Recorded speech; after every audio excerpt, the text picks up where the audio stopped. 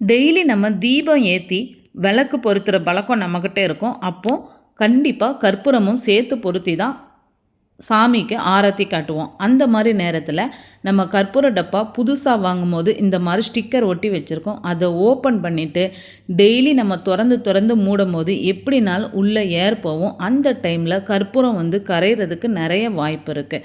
அந்த மாதிரி கரையாமல் இருக்கிறதுக்கு தான் 2 டிப்ஸு சொல்ல போகிறேன். கற்பூர பாக்ஸில் 1 2 மிளகை போட்டு வைங்க. இல்லைன்னா நம்மக்கிட்ட இருக்கிற பச்சரிசியை போட்டு வைக்கலாம். 2மே நம்ம கிச்சனில் இருக்கிற பொருள் தான், எதுவுமே காசு கொடுத்து வாங்க போகிறதில்ல. போட்டு இந்த மாதிரி பாக்ஸை நல்லா மூடி வச்சுட்டுனா கற்பூரம் கரையவே கரையாது. நம்மளுக்கு எடுத்து தீபம் ஏற்றும் போது அப்படி நல்லா ஃப்ரெஷ்ஷாகவும் இருக்கும், கட்டி கற்பூரமாகவும் இருந்தாப்புல இருக்கும். இந்த டிப்ஸ் உங்களுக்கு பிடிச்சிருந்துச்சுன்னா லைக் பண்ணுங்கள், ஷேர் பண்ணுங்கள், சப்ஸ்கிரைப் பண்ணுங்கள்.